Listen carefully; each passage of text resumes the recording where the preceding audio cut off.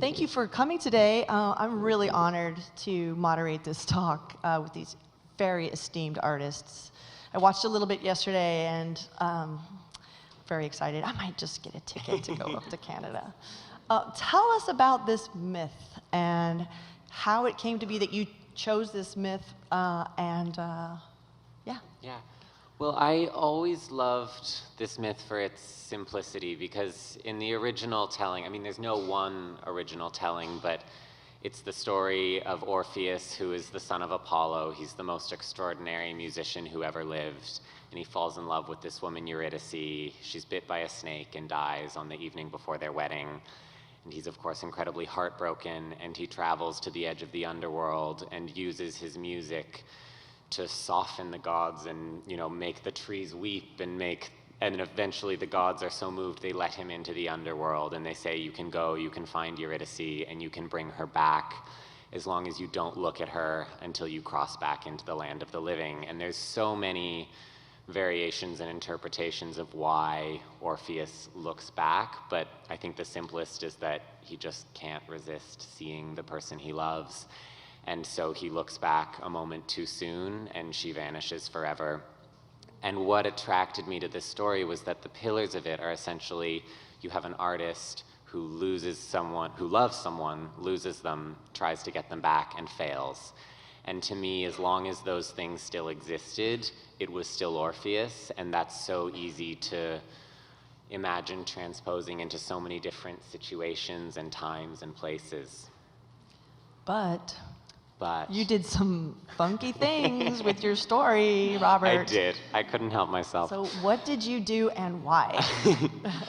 So in our ballet, Orpheus is a woman and Eurydice is a man. And this idea first came about because I was listening to the Gluck opera, and Orpheus is sung by is the term castrati correct? Castrato? Thank you. And so the voice sits in a really high register, and I wasn't really following the story, I just had it on in the background, and I heard this beautiful voice singing Eurydice in this mournful way, and I suddenly pictured it as a woman, and then I started thinking about what this climactic moment, which, you know, you would imagine would be the big pas de deux in the ballet when Orpheus is attempting to lead Eurydice out of the underworld without looking back. And if you think about classical partnering technique, the man is always behind, lifting, and the woman is ahead and elevated, and in a big sense, and I think in my work, leading. And so to me, it made sense out of the conventions of ballet partnering technique to have the woman be the one who was forging ahead, leading the way, and the man behind. And then the other reason was that in thinking about creating a dramatic story ballet, a female character who is even awake and alive the whole time as the protagonist is unusual. And God. I wasn't really interested in having it any other way. And so the opportunity to create this quite radically different female ballerina role was really exciting. And then to create this male character who could be the fragile one, the ghostly one, the ethereal one, both emotionally and in terms of movement vocabulary, really got me excited and made the story suddenly feel new. And it seems that you contemporized the story. You put it in modern day time, and you sort of transposed yourselves as artists into this character. Yeah. And how fun was that? And how did that work? Because it seems your Orpheus tells stories. Yes.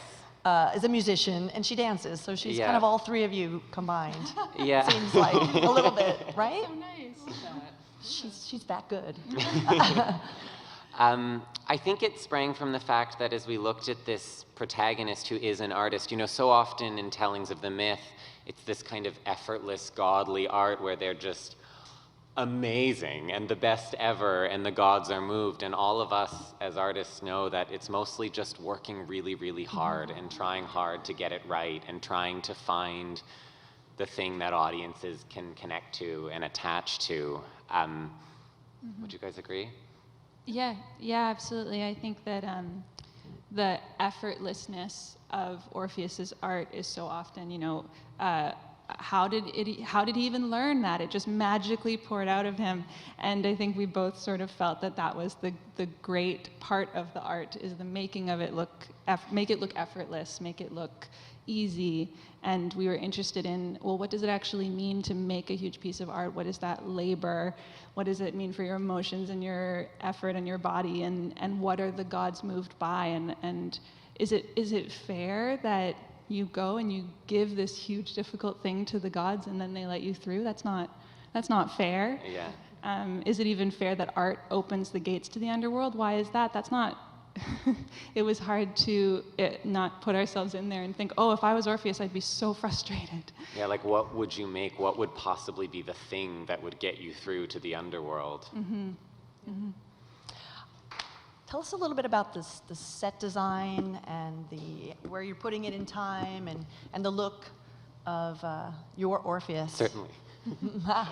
We have some images of the design. I think the sort of most important feature of the setting is that we, in the show, frame it so the theater where we are is the place where people come to tell their stories to the gods in an attempt to move them and get through to the underworld. And through this, we cast the audience as the gods of the underworld, because it felt so right to play into this dynamic that already exists of attempting to move this incredible force that is in front of you as a performer on stage. The designs, both the sets and costumes, are by a UK-based designer named Hemi Shin, who I've worked with for a number of years. She's really brilliant.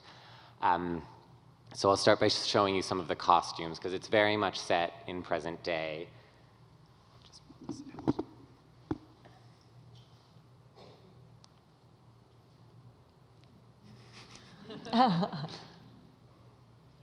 There we go. Ooh. So this is Orpheus. We were looking to find sort of something that looked contemporary and like clothes, but also that would give you sort of the equivalent of the ballerina in a gold tutu, where she just pops on stage no matter what. And then we have Eurydice here, and Eurydice's mother. And she does all these sketches through Photoshop and design, and it's really beautiful work, I think. And so the stage begins essentially looking like a waiting room, and there's a three-headed bureaucratic monster who's in charge of all of this. Always. Always. And so there's a line of people, and eventually it's Orpheus's turn, and she attempts to move the gods, and she then summons the orchestra from the pit. She summons light from the sky. She enchants all the other mourners waiting for their turn into helping her tell this story. She also summons and conjures these two large set pieces we have. We have a sort of kitchen set piece that moves, that acts as the home base for Orpheus and Eurydice, and then we also have a sort of scale reconstruction of a segment of a subway platform that is actually underneath the theater where the ballet will have its world premiere in Toronto, that in the show acts as the pathway to the underworld. So we have these two elements. So and these are, sorry, Rob. Yeah, jump these in. are part of the show within a show, almost. This is Orpheus's story. So Orpheus doesn't just have the ability to dance and create music immediately from an orchestra that she magically conjures. She also has the ability to turn her surroundings into these sets. So she's sort of a Prospero style figure.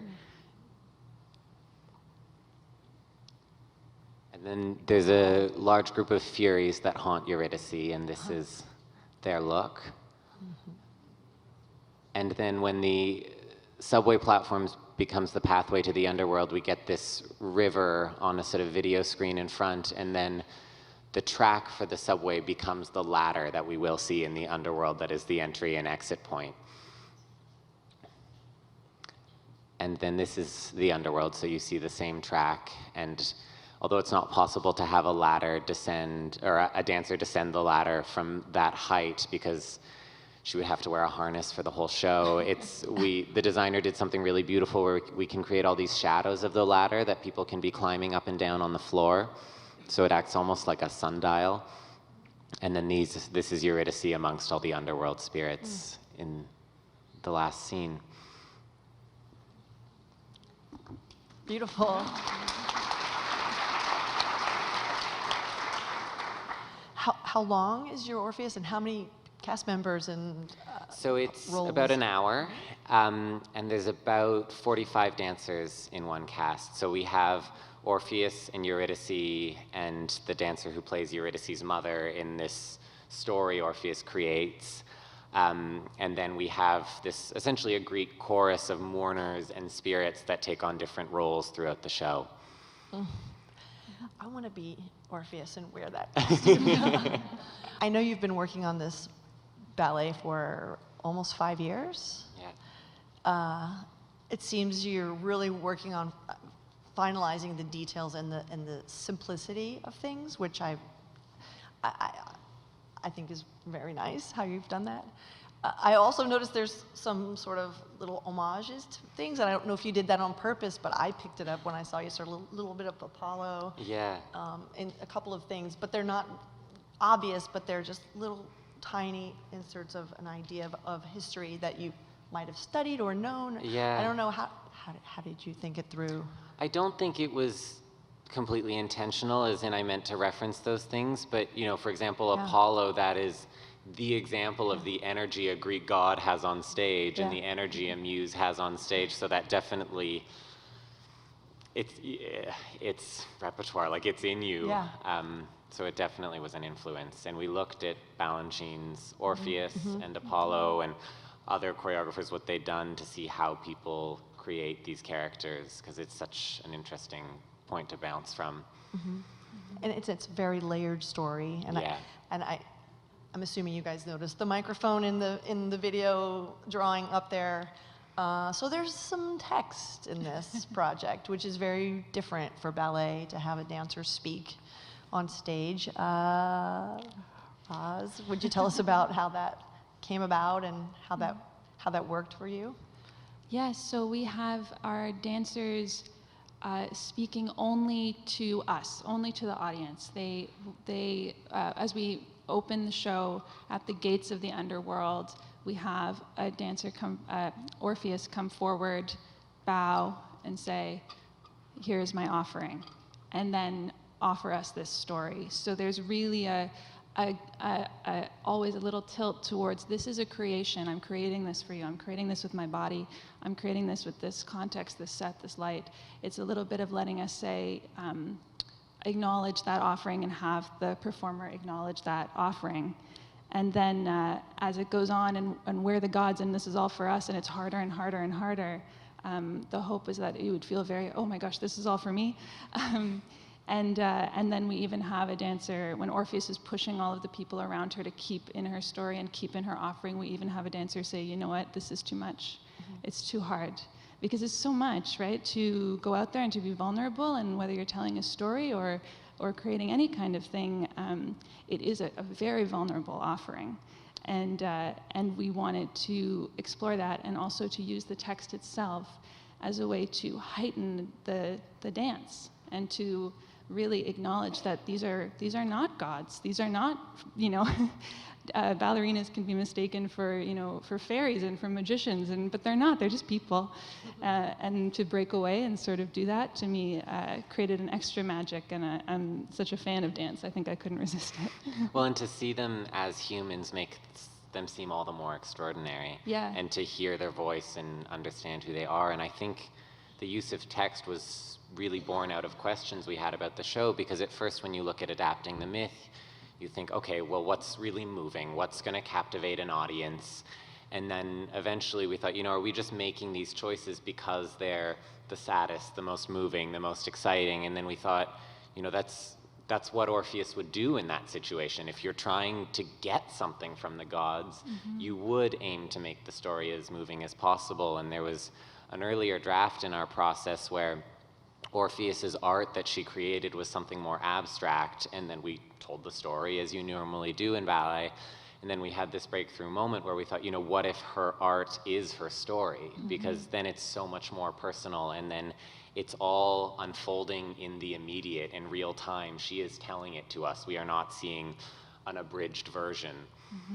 I connect with your telling of the story so much. I was reading your text 2 days ago, and I was very moved by it, and surprisingly moved by it. And I thought to myself, I had done Eurydice with New York City Ballet as a younger dancer, and I had thought, oh, I wish I had read this before, because it would have given me a new perspective of this story and a deeper understanding of another idea about this story. But I love the quality that you're adding to this, because it is a story of every dancer when they get on stage. You're asking the audience to let me give you something, let me in to you. And I just think that, and it's very vulnerable to expose that part of yourself. So I think it's really a dancer's story, or an artist's story for sure. Yeah. How was it to work with the dancers, and how was it to work with the text and figure out the levels that you wanted to do? Amazing. Yeah? They're amazing. They're good just at amazing. memorizing steps, but words are a different story. Well, I think also they've just been so brave, which is really extraordinary. What we're asking of them is unusual, and they have all risen to it in the most exciting way. I think that dancers practice trust so constantly. Constantly. They're like, I'm going to jump and I'm not going to fall because he's going to catch me. Every day. Every day. And I think it really, it fundamentally, I think, transforms a person. So it's been just a total, an honor. Yeah, for sure. Yeah. Daring thing for a dancer. Yeah. Well, this amazing woman Yes. has written the music, and this is her first, among many other kinds of music, operas and concerts and everything. This is her first ballet. Missy Mazzoli, welcome to the ballet world. I love it. It's very exciting to have you on this side of our art form. What was it like to work with Robert, and how did you guys connect, and how long have you been working on this and everything? Yeah. What's up with this? What's up with this music? Yeah.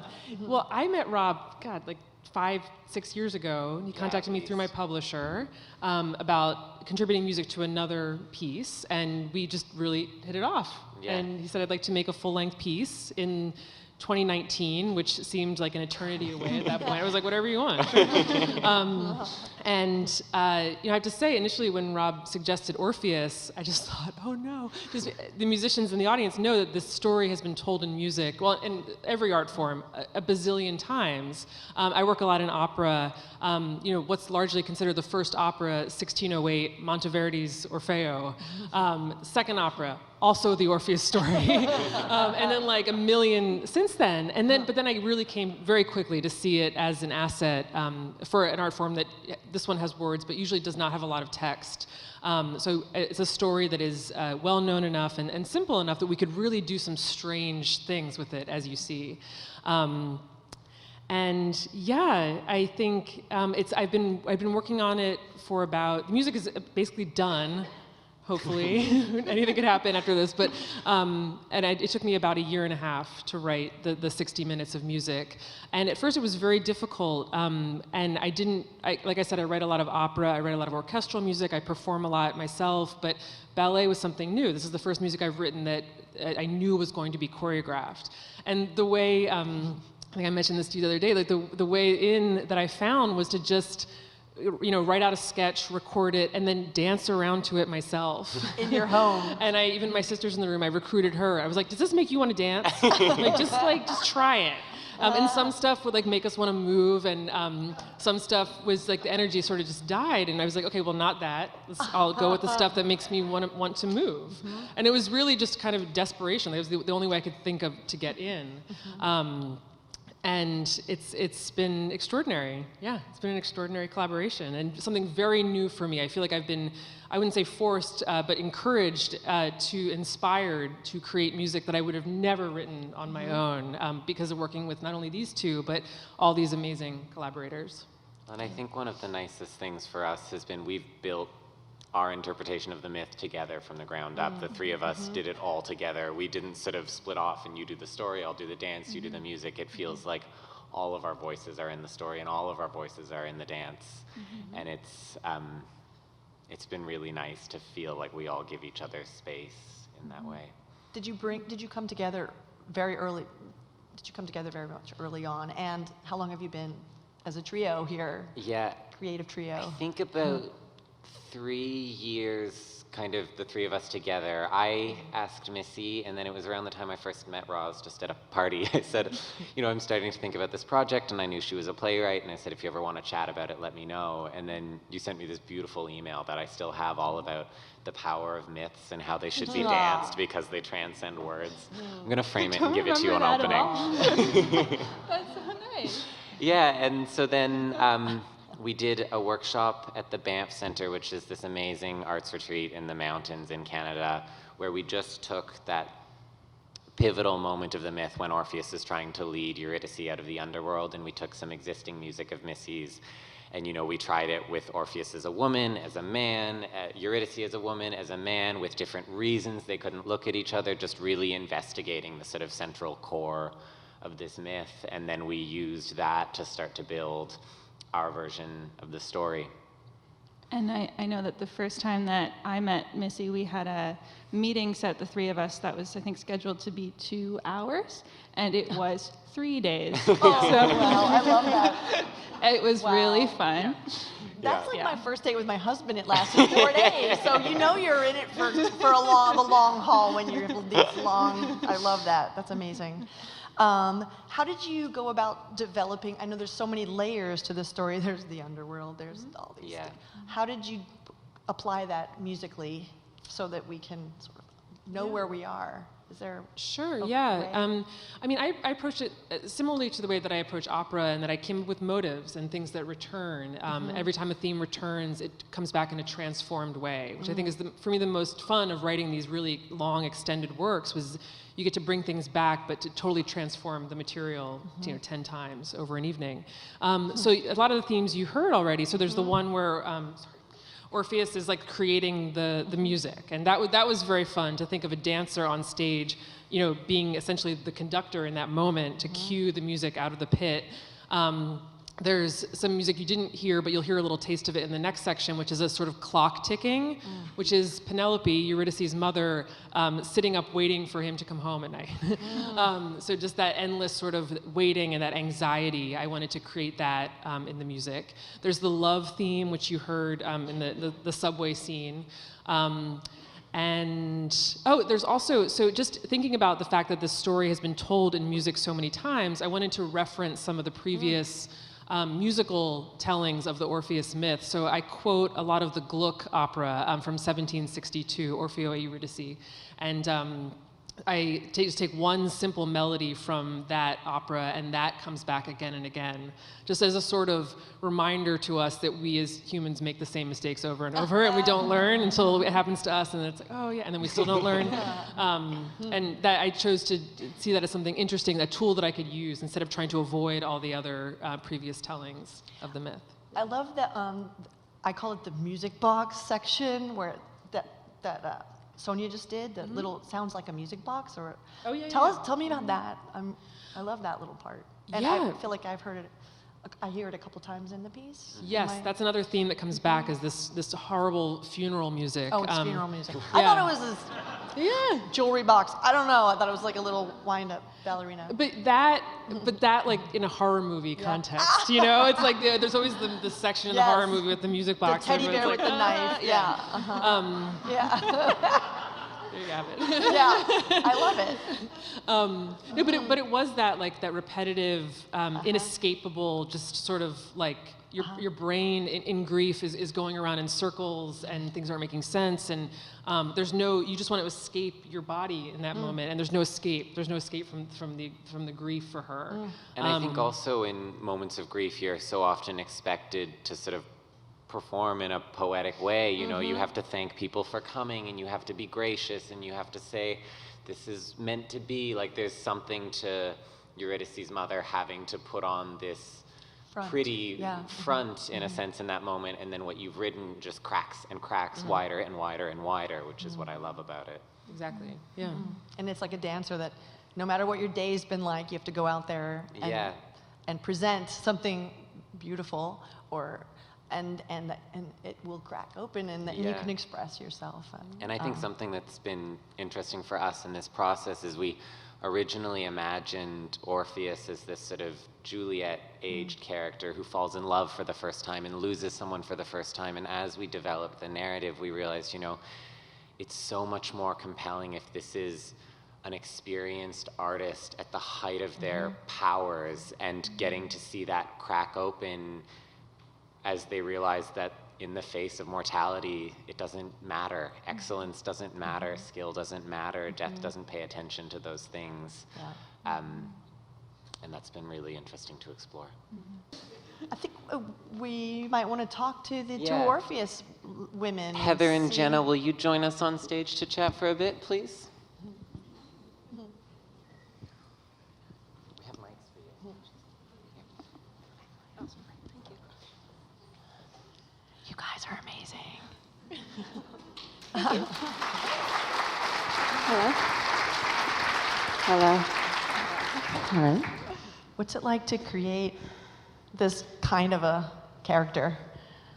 What's it been like? It's been really empowering. Yeah, looks is like the- it.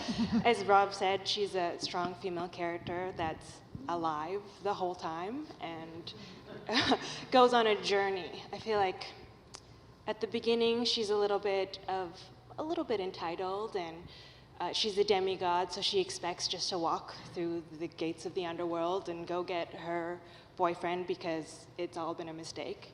And creating this whole ballet and telling her story, she goes on a journey and realizes that she's actually really powerless to death. And it's just been nice to kind of understand that and figure out how one person can tell that story. How's the text been? Fun? Challenging? That must be a little bit empowering, too, to be able to actually speak. I mean, Heather can answer it as well. You answer it, Jenna. It's been more fun than I thought it would be. Yeah. Because it's terrifying. I mean, as dancers, we're never given a voice. We tell a story with our bodies. We don't tell a story with words. And to be able to articulate the story with words is also empowering and scary and fun, and the way you deliver a line is the same way as you do a step and tell a story. Like your intonation and your articulation, you can approach the work the same way. It's been fun. Heather, how does it feel to do something like this as opposed to creating another Odette or another Sugar Plum Fairy or another Giselle? This has got to be very It's always fun unique. to tell a new. I know it's not a new story, but it is In a in new some way. ways. And I find working with Rob is always a nice collaboration. I think sometimes for dancers we're really good at doing what we're told, kind of in a way, and executing what we're told. And it's fun to have a bit of back and forth, and I feel free to like play around with things, and I find that really gratifying. And I think that's so important in this work, especially because as much as it's my choreography, these dances that are their offerings to the gods, they have to feel authentic in order to look authentic to the audience. And so it's, in a sense, a bit of a process of finding, how much of myself to put in while still looking like this person, this dancer, is making it up as they go. A lot of what we worked on in the solo Heather just did is she has these moments where she just sort of goes inside to plot her next move and then busts out with something really exciting. And it's like watching those really masterful public speakers when they'll just hold silence in the room like Obama does for a second as they really collect all their thoughts and then put it out there. And as dancers, I think we usually just go and we go and we go and we go till we're done, and letting there be these moments of uncertainty and bursts of confidence, I think is exciting. But I also think it's hard because you have to let yourself be sort of in that gray zone as you go. And I think it's really exciting to watch you all play with that. And you're so extremely different as dancers. So have you given them leeway into being more themselves and playing Yeah. with the steps? Did they have slightly different choreography maybe? here and Definitely. there? I mean, it's always my preferred way when it looks like a different ballet on a different dancer. As long as I think a big part of my responsibility is to hone in on what has to be there for the show to work and to make sense and for the character to read. And so because this is my first time also creating a character in a really big way, you know, that is on stage for an hour and tells a big story. We started working all together and sort of for each solo and potted are creating a draft, and then we split and work on it on our own and find what works for each dancer, because it really needs to look as though they're inventing as they go. And if it looks like something that's like a bar they're trying to achieve or something that is put upon them, it's not going to have that effect. But I also think that's something I just love in all my work, is seeing the human, because I think so much of this show is really, you know, it's about the story and it's about all this, but it's also seeing dancers as people and seeing, to me, the effort to create something beautiful and good to share. Like, that act is more beautiful than whatever you share. And trying to zoom in on that act and watching them try to be vulnerable in a way that will empower us all is really the most compelling thing. I love seeing you creating for very established, very high-level, mature artists, giving them something to really chew on that's different and meaty, and something that actually requires them to be mature, to even partake in this kind of exploration. So thanks from the mature women in the room, just the artists. You know, it's really nice to have something very deep and layered and complex to really play with as a dancer and a woman. And so, yeah. Well, I'm lucky to have such incredible Yeah. dancers to do that with. Yeah.